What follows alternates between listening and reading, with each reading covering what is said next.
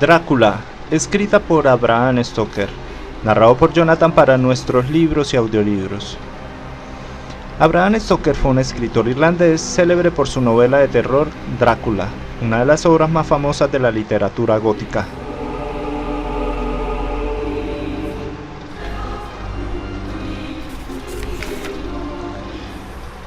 Capítulo 17 del diario del Dr. Sigward, continuación.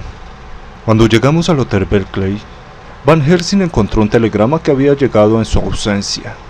Llegaré por tren. Jonathan en Whitby. Noticias importantes. Mina Harker. El profesor estaba encantado.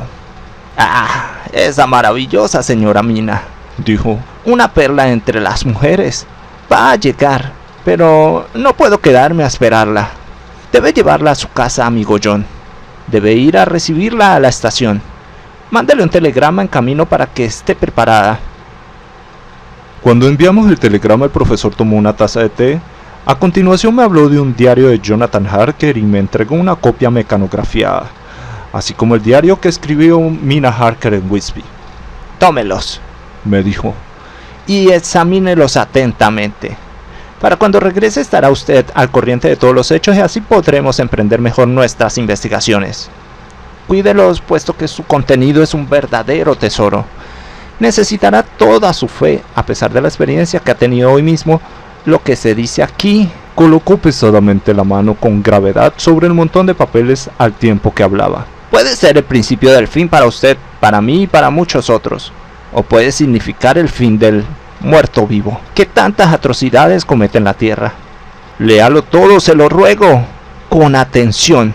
Y si puede añadir usted algo a la historia que aquí se relata, hágalo, puesto que en este caso todo es importante. Ha consignado en su diario todos esos extraños sucesos, ¿no es así? Claro. Bueno, pues entonces pasaremos todo en revista juntos cuando regrese. A continuación hizo todos los preparativos para su viaje y poco después se dirigió a Liverpool Street. Yo encaminé a Paddington, a donde llegué como un cuarto de hora antes de la llegada del tren. La multitud se fue haciendo menos densa después del movimiento característico en los andenes de llegada. Comenzaba a intranquilizarme temiendo no encontrar a mi invitada, cuando una joven, de rostro dulce y apariencia delicada, se dirigió hacia mí y después de una rápida ojeada me dijo: ¿Es usted el Dr. Sigward, verdad? ¿Y usted la señora Harker?, le respondí inmediatamente. Entonces la joven me tendió la mano. Lo conocía por la descripción que me hizo la pobre Lucy, pero... Guardó silencio repentinamente y un fuerte rubor cubrió sus mejillas. El rubor que apareció en mi propio rostro nos tranquilizó a los dos en cierto modo, puesto que era una respuesta tácita al suyo. Tomé su equipaje, que incluía una máquina de escribir, y tomamos el metro hasta Fenchurch Street. Después de enviar recado a mi ama de llaves para que dispusiera una salida y una habitación dormitorio para la recién llegada. Pronto llegamos. La joven sabía, por supuesto, que el lugar era un asilo de alienados, pero vi que no lograba contener un estremecimiento cuando entramos. Me dijo que si era posible le gustaría acompañarme a mi estudio, debido a que tenía mucho de qué hablarme.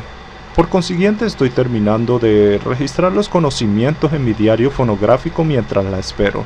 Como todavía no he tenido la oportunidad de leer los papeles que me confió Van Helsing, aunque se encuentran extendidos frente a mí, tendré que hacer que la señora se interese en alguna cosa para poder dedicarme a su lectura. No sabe cuán precioso es el tiempo, de qué índole es la tarea que hemos emprendido. Debo tener cuidado para no asustarla. Aquí llega. Del diario de Mina Harker, 29 de septiembre. Después de instalarme, descendí al estudio del Dr. Sigward. En la puerta me detuve un momento porque creí oírlo hablar con alguien. No obstante, como me había rogado que no perdiera el tiempo, llamé a la puerta y entré al estudio una vez que me dio permiso para hacerlo. Me sorprendí mucho al constatar que no había nadie con él. Estaba absolutamente solo y sobre la mesa frente a él se encontraba lo que supe inmediatamente por las descripciones, que se trataba de un fonógrafo. Nunca antes había visto uno y me interesó mucho. Espero no haberle hecho esperar mucho, le dije, pero me detuve ante la puerta ya que creí oírlo a usted hablando y supuse que habría alguna persona en su estudio. Oh, replicó con una sonrisa, Solamente estaba registrando en mi diario los últimos acontecimientos. ¿Su diario? Le pregunté muy sorprendida. Sí, Respondió. lo registro en este aparato. Al tiempo que hablaba, coloca la mano sobre el fonógrafo. Me sentí muy extasiada y exclamé: ¡Vaya! Esto es todavía más rápido que la taquigrafía. ¿Me permite oír el aparato un poco? Naturalmente. Replicó con amabilidad y se puso en pie para preparar el artefacto de modo que hablara. Entonces se detuvo y apareció en su rostro una expresión confusa. El caso es Comenzó en tono extraño. que solo registro mi diario y se refiere enteramente, casi completamente a mis casos. Sería algo muy desagradable. Quiero decir... Guardó silencio y traté de ayudarlo a salir de su confusión. Usted ayudó en la asistencia a mi querida Lucy en los últimos instantes. Déjeme escuchar cómo murió. Le agradeceré mucho todo lo que pueda saber sobre ella. Me era verdaderamente muy querida. Para mi sorpresa respondió con una expresión de profundo horror en sus facciones. ¿Quiere que le hable de su muerte? Por nada del mundo. ¿Por qué no?, pregunté mientras un sentimiento terrible se iba apoderando de mí. El doctor hizo nuevamente una pausa y pude ver que estaba tratando de buscar una excusa. Finalmente balbuceó. ¿Ve usted? No sé cómo retirar todo lo particular que contiene el diario. Mientras hablaba se le ocurrió una idea y dijo, con una simplicidad llena de inconsciencia, en un tono de voz diferente y con el candor de un niño: Esa es la verdad, le doy mi palabra de ello, sobre mi honor de indio honrado. No pude menos de sonreír y el doctor hizo una mueca. Esta vez me he traicionado, Dijo: pero ¿sabe usted que aun cuando hace ya varios meses que mantengo al día el diario, nunca me preocupé de cómo podría encontrar cualquier parte en especial de él que deseara examinar? Pero esta vez me convencí de que el diario del doctor que asistió a Lucy tendría algo que añadir a nuestra suma de conocimientos sobre el terrible ser, y dije llanamente: entonces, doctor Seward, lo mejor será que me deje que le haga una copia en mi máquina de escribir. Se puso intensamente pálido al tiempo que me decía: No, por nada en el mundo dejaré que usted conozca esa terrible historia. Por consiguiente, era terrible. Mi intuición no me había engañado. Por unos instantes estuve pensando y mientras mis ojos examinaban cuidadosamente la habitación buscando algo o alguna oportunidad que pudiera ayudarme, vi un montón de papeles escritos a máquina sobre su mesa. Los ojos del doctor se fijaron en los míos e involuntariamente siguió la dirección de mi mirada. Al ver los papeles comprendió qué era lo que estaba pensando. «Usted no me conoce», le dije. «Cuando haya leído esos papeles, el diario de mi esposo y el mío propio, como yo misma copié en la máquina de escribir, me conocerá un poco mejor. No he dejado de expresar todos mis sentimientos y los sentimientos de mi corazón en ese diario, pero naturalmente usted no me conoce, todavía, y no puedo esperar que confíe en mí para revelarme algo tan importante. Desde luego es un hombre de naturaleza muy noble. Mi pobre Lucy tenía razón respecto a él». Se puso en pie y abrió un amplio cajón en el que estaban guardados en orden varios cilindros metálicos huecos, cubiertos de cera oscura, y dijo: «Tiene usted razón. No confiaba en usted debido a que no la conocía, pero ahora la conozco y déjeme decirle que debí conocerla hace ya mucho tiempo. Ya sé que Lucy le habló a usted de mí del mismo modo que me habló a mí de usted. ¿Me permite que haga el único ajuste que puedo? Tome los cilindros y óigalos. La primera media docena son personales y no la horrorizarán. Así podrá usted conocerme mejor. Para cuando termine de oírlos, la cena estará ya lista. Mientras tanto, debo leer parte de esos documentos y así estaré en condiciones de comprender mejor ciertas cosas». Llevó él mismo el fonógrafo a mi salita y lo ajustó para que pudiera oírlo. Ahora voy a conocer algo agradable.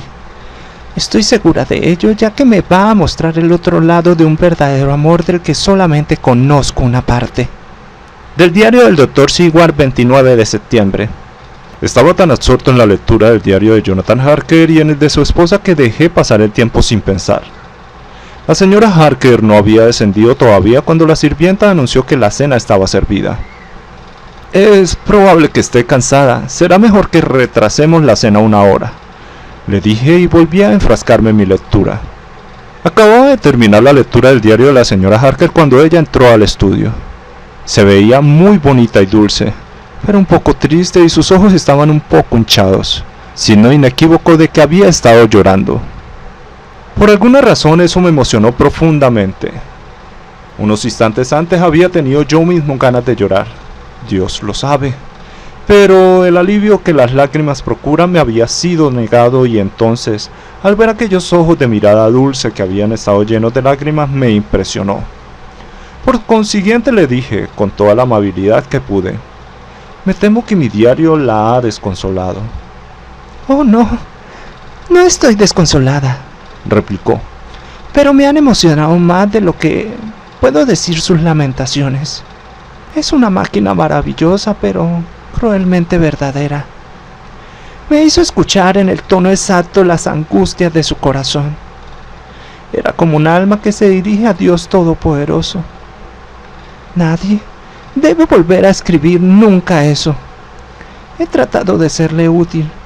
He copiado sus palabras en mi máquina de escribir y nadie más necesita oír ahora los latidos de su corazón como lo he hecho yo. Nadie necesita saberlo nunca, ni lo sabrá, le dije en tono muy bajo. Ella colocó su mano sobre las mías y me dijo con gravedad: Deben conocerlo. ¿Deben? ¿Por qué?, preguntó. Porque es una parte de la terrible historia, una parte de la muerte de la pobre y querida Lucy y de las causas que la provocaron. Porque en la lucha que nos espera, para librar a la tierra de ese terrible monstruo debemos adquirir todos los conocimientos y toda la ayuda que es posible obtener.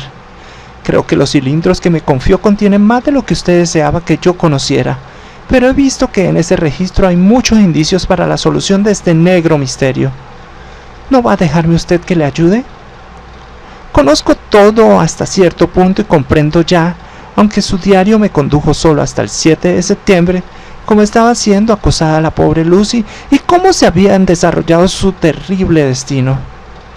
Jonathan y yo hemos estado trabajando día y noche desde que el profesor Van Helsing estuvo con nosotros. Mi esposo ha ido a Wisby a conseguir más información y llegará aquí mañana para tratar de ayudarnos a todos. No debemos tener secretos entre nosotros. Trabajando juntos y con entera confianza podremos ser con toda seguridad más útiles y efectivos que si alguno de nosotros está sumido en la oscuridad. Me miró de modo tan suplicante y al mismo tiempo manifestando tanto valor y resolución en su actitud que cedí inmediatamente ante sus deseos. Haga usted lo mejor que le parezca con respecto a este asunto, le dije. Que Dios me perdone si hago mal. Hay aún cosas terribles que va a conocer. Pero si ha recorrido ya tanto trecho en lo referente a la muerte de la pobre Lucy, no se contentará, lo sé, permaneciendo en la ignorancia. No, el fin mismo podrá darle a usted un poco de paz. Venga, la cena está servida. Debemos fortalecernos para soportar lo que nos espera. Tenemos ante nosotros una tarea cruel y peligrosa. Cuando haya cenado podrá conocer todo el resto y responderé a todas las preguntas que usted quiera hacerme. En el caso de que haya algo que no comprenda, aunque estaba claro para todos los que estábamos presentes.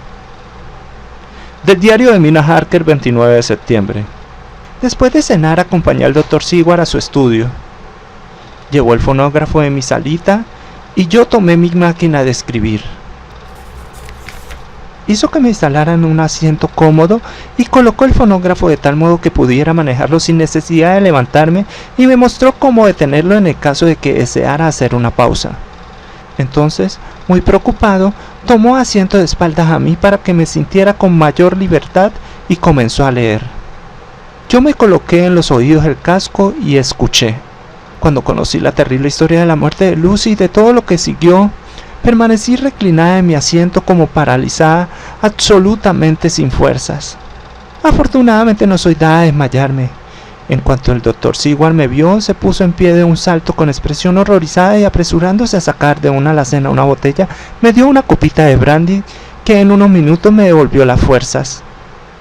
Mi cerebro era un verdadero caos y solamente entre todos los horrores surgía un ligero rayo de luz al saber que mi pobre y querida Lucy estaba finalmente en paz. De no ser por eso, no creo haber podido tolerarlo sin hacer una escena. Era todo tan salvaje, misterioso y extraño que si no hubiera conocido la experiencia de Jonathan en Transilvania no hubiera podido creerlo. En realidad no sabía qué creer y procuré salir del paso ocupándome de otra cosa. Le quité la cubierta a mi máquina de escribir y le dije al Dr. Seward: déjeme que le escriba todo esto. Debemos estar preparados para cuando regrese el Dr. Van Helsing. Le he enviado un telegrama a Jonathan para que venga aquí en cuanto llegue a Londres, procedente de Wisby. En este caso las fechas son importantes y creo que si preparamos todo el material y lo disponemos todo en orden cronológico, habremos adelantado mucho. Me ha dicho usted que Lord Godalming y el señor Morris van a venir también. Así podremos estar en condiciones de ponerlos al corriente de todo en cuanto lleguen. El doctor, de acuerdo con lo dicho, hizo que el fonógrafo funcionara más lentamente y comencé a escribir a máquina desde el principio del 7º cilindro. Usaba papel carbón y saqué 3 copias, lo mismo que había hecho con todo el resto. Era ya tarde cuando concluí el trabajo, pero el doctor fue a cumplir con su deber en su ronda de visita a los pacientes. Cuando terminó regresó y se sentó a mi lado leyendo para que no me sintiera demasiado sola mientras trabajaba. Qué bueno y comprensivo es. El mundo parece estar lleno de hombres buenos, aun cuando haya también monstruos. Antes de despedirme de él, recordé lo que Jonathan había escrito en su diario sobre la perturbación del profesor cuando leyó algo en un periódico de la tarde en la estación del Setter. Así, al ver que el Dr. Seward guardaba clasificados sus periódicos, me llevé a la habitación, después de pedirle permiso para ello, los álbumes de Westminster Gazette y de Pall Mall Gazette. Recordaba lo mucho que nos había ayudado los periódicos de Daily Graph y de Wisby Gazette, de los que había guardado recortes para comprender los terribles sucesos de Wisby cuando llegó el conde Drácula. Por consiguiente, tengo el propósito de examinar cuidadosamente desde entonces los periódicos de la tarde y quizá pueda así encontrar algún indicio. No tengo sueño y el trabajo servirá para tranquilizarme. Del diario del Dr. Seward, 30 de septiembre. El señor Harker llegó a las 9 en punto. Había recibido el telegrama de su esposa poco antes de ponerse en camino. Tiene una inteligencia poco común, si es posible juzgar eso por sus facciones, y está lleno de energía. Si su diario es verdadero y debe ser, a juzgar por las maravillosas experiencias que hemos tenido, es también un hombre enérgico y valiente. Su ida a la tumba por segunda vez era una obra maestra de valor. Después de leer su informe estaba preparado a encontrarme con un buen espécimen de la raza humana, pero no con el caballero tranquilo y serio que llegó aquí hoy. Más tarde, después del almuerzo, Harker y su esposa regresaron a sus habitaciones.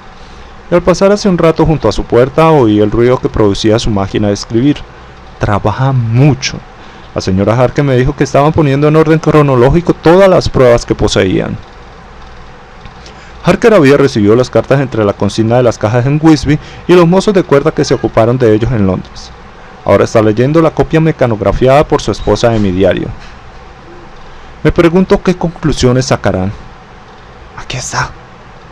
Es extraño que no se me ocurriera pensar que la casa vecina pudiera ser el escondrijo del conde. Sin embargo, Dios sabe que habíamos tenido suficientes indicios a causa del comportamiento del pobre Renfield.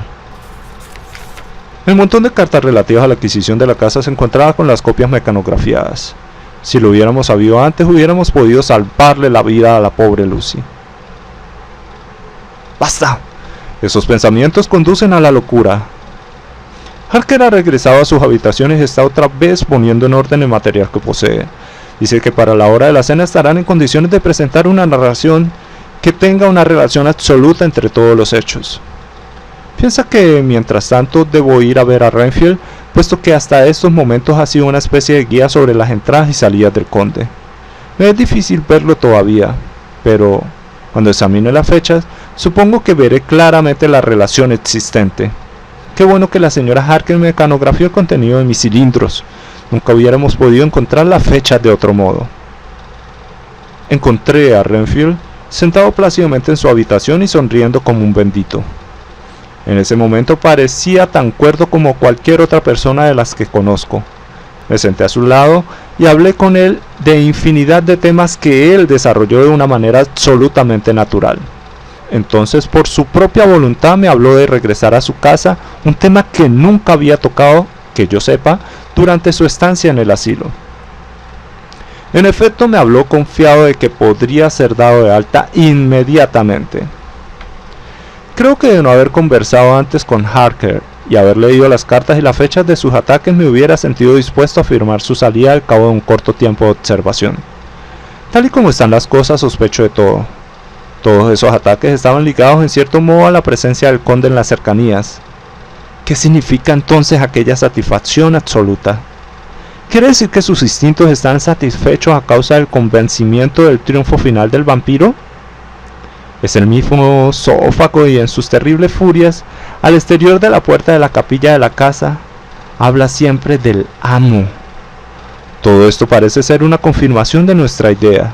Sin embargo, al cabo de un momento lo dejé. Mi amigo estaba en esos instantes demasiado cuerdo para poder ponerlo a prueba seriamente con preguntas. Puede comenzar a reflexionar y entonces, por consiguiente, me alejé de él. Desconfío de esos momentos de calma que tiene a veces y le he dado al enfermero la orden de que lo vigile estrechamente y que tenga lista una camisa de fuerza para utilizarla en caso de emergencia. Del diario de Jonathan Harker, 29 de septiembre, en el tren hacia Londres. Cuando recibí el amable mensaje del Dr. Billington, en el que me decía que estaba dispuesto a facilitarme todos los informes que obraban en su poder, creí conveniente ir directamente a Wisby y llevar a cabo en el lugar mismo todas las investigaciones que deseaba. Mi objeto era el de seguir el horrible cargamento del conde hasta su casa de Londres. Más tarde podríamos ocuparnos de ello.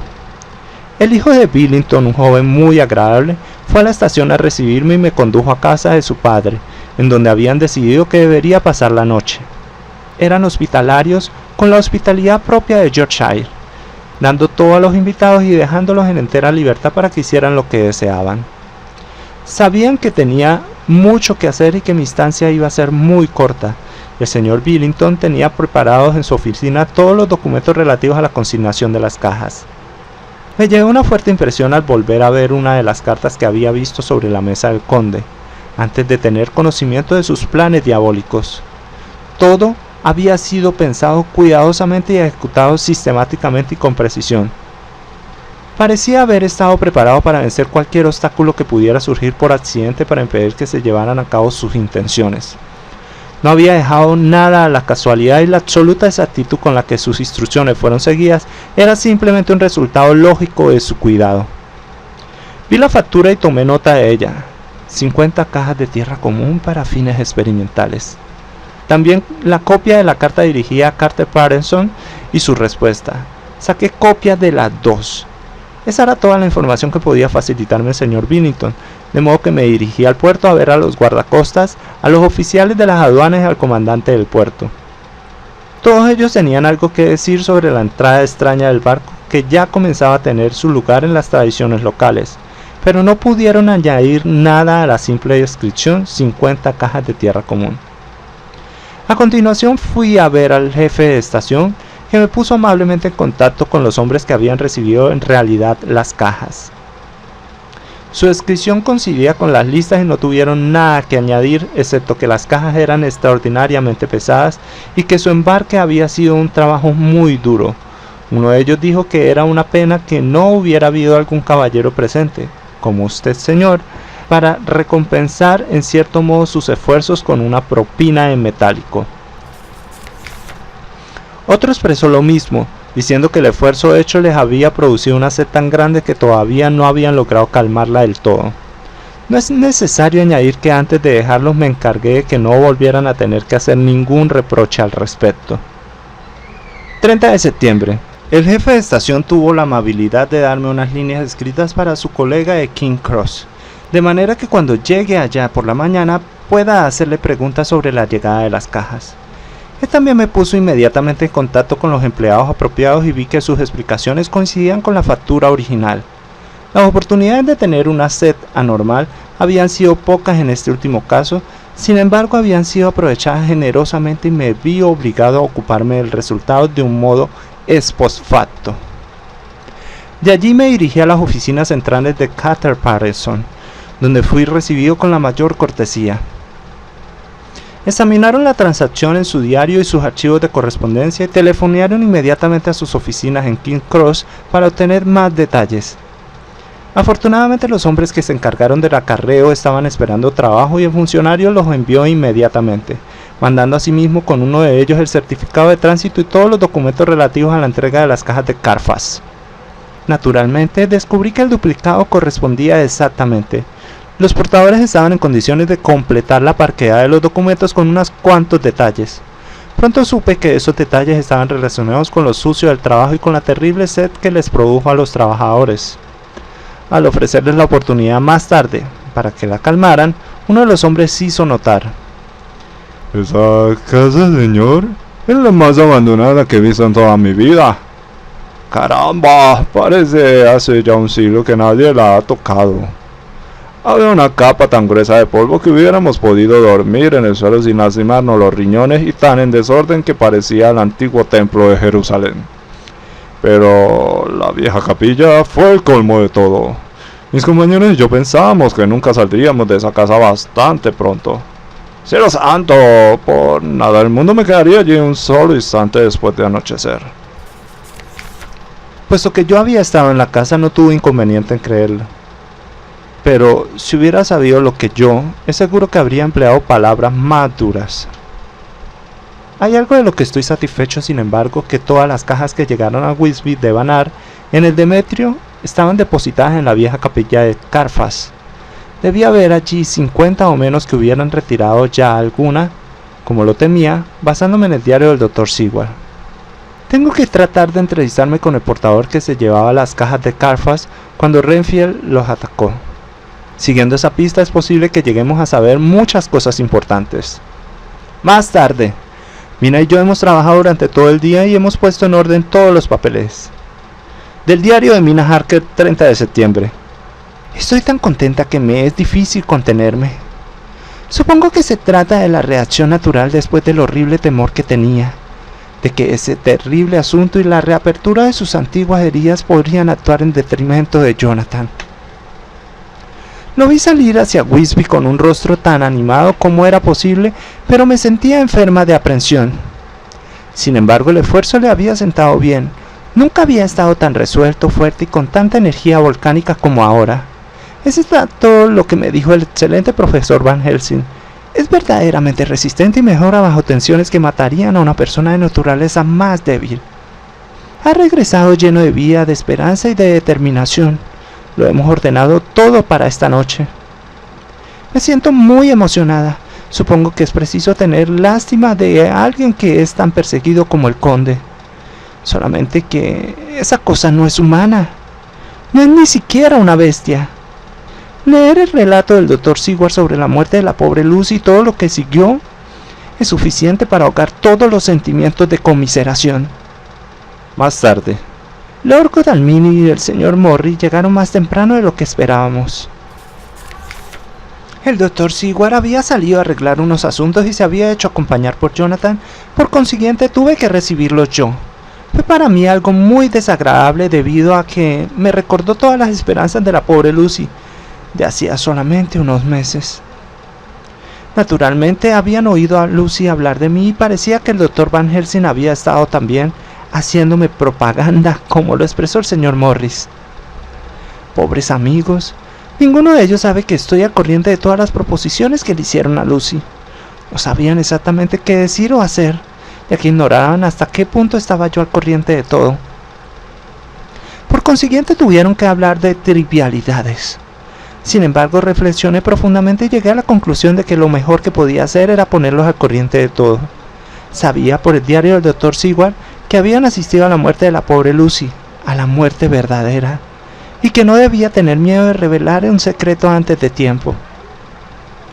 Por consiguiente les dije de la mejor manera posible que había leído todos los documentos y diarios y que mi esposo y yo, después de mecanografiarlos, acabábamos de terminar de ponerlos en orden. Les di una copia a cada uno de ellos para que pudieran leerlos en la biblioteca. Cuando Lord Godalming recibió la suya y la leyó cuidadosamente, era un legajo considerable de documentos, dijo: ¿Ha escrito usted todo esto, señora Harker?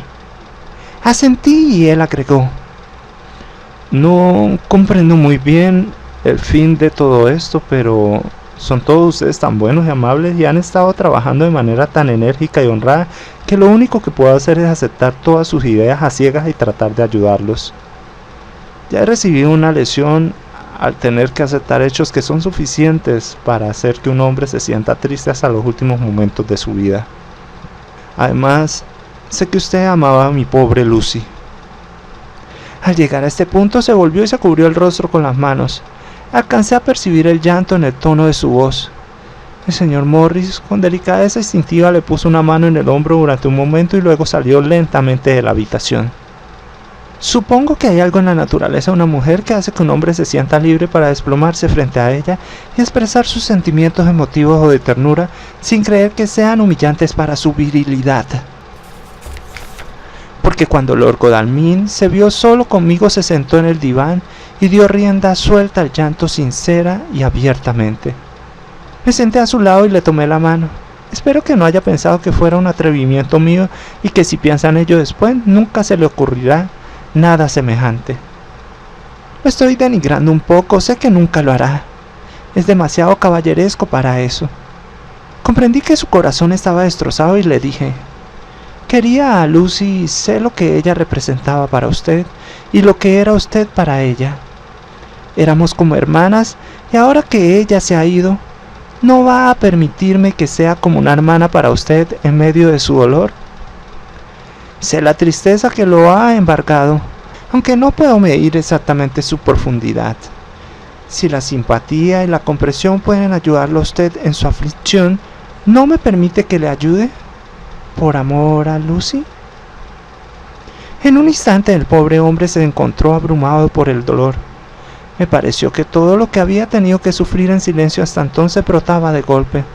Se puso fuera de sí, levantando las manos abiertas hizo chocar las palmas, expresando la magnitud de su dolor. Se puso en pie y un instante después volvió a tomar asiento y las lágrimas no cesaban de correrle por las mejillas. Sentí una enorme lástima por él y sin pensarlo abrí los brazos. Con un sollozo apoyó su cabeza en mi hombro y lloró como un niño cansado al tiempo que temblaba de emoción. Nosotras las mujeres tenemos algo de madres que nos hace elevarnos sobre las cosas menos importantes cuando se invoca la maternidad. Sentí que aquella cabeza de hombre presa del dolor reposaba sobre mí, como si fuera la del bebé que algún día podré tener en el regazo, y le acaricié el pelo como si se tratara de mi hijo. En aquel momento no pensé en lo extraño que era todo aquello. Al cabo de un rato sus sollozos cesaron y se dirigió, excusándose, aunque no trató de esconder su emoción. Me dijo que durante muchos días y noches, días llenos de fatiga y noches sin sueño, se había sentido incapaz de hablar con nadie, como debe hacerlo un hombre en momentos de aflicción como aquellos. No había ninguna mujer cuyo consuelo pudiera serle entregado o con el que, debido a las terribles circunstancias que rodeaban a su dolor, pudiera hablar sinceramente. Ahora sé cómo sufría, dijo al tiempo que se secaba los ojos, pero no sé si siquiera en este momento y ninguna otra persona podrá comprenderlo nunca, lo mucho que ha significado hoy para mí su dulce consuelo. Con el tiempo lo comprenderé mejor, y créame que, aunque se lo agradezco infinitamente ahora, mi agradecimiento irá en aumento al mismo tiempo que mi comprensión. ¿Me permite usted que seamos como hermanos durante todas nuestras vidas? ¿Por amor de Lucy? Por el amor de nuestra Lucy, le dije al tiempo que le daba la mano. Y por usted misma, añadió él, puesto que si la estimación de un hombre y su gratitud tienen algún valor, usted las ha ganado hoy. Si alguna vez en el futuro llega usted a tener necesidad de la ayuda de un hombre, créame que no llamará usted en vano. Dios quiera que nunca se presente ese momento en el que la luz del sol desaparezca de su vida, pero si llegara a presentarse, prométame que acudirá a mí. Era tan sincero y su dolor había sido tan profundo que comprendí que sería un consuelo para él y le dije: se lo prometo. Cuando salí al pasillo vi al señor Morris que estaba mirando al exterior por una de las ventanas. Se volvió al oír los ruidos de mis pasos. ¿Cómo está Art?, inquirió. Luego Viendo mis ojos enrojecidos, siguió diciendo: «Ah, ya veo que lo ha estado usted consolando. Pobre amigo mío, eso es lo que necesita. Nadie que no sea una mujer puede consolar a un hombre cuando tiene el corazón destrozado. Y él no tiene a ninguna». Enterró su propio dolor con tanta entereza que mi corazón sangró por él. Vi que tenía el manuscrito en la mano y sabía que, en cuanto lo leyera, se daría cuenta de cuánto sabía. Por consiguiente le dije: «Desearía poder consolar a todos los que sufren profundamente. ¿Quiere usted ser mi amigo y venir a mí si necesita consuelo? Más tarde comprenderá usted de qué le estoy hablando». Vio que se lo decía con sinceridad y, haciéndome una reverencia, me tomó la mano, se la llevó a los labios y la besó. Parecía ser un consuelo demasiado pobre para un alma tan valerosa y desinteresada. Entonces, impulsivamente me incliné y lo besé.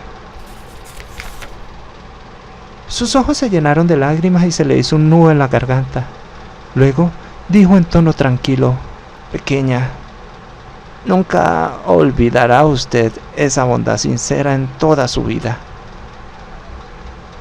Luego se dirigió hacia el estudio donde se encontraba su amigo.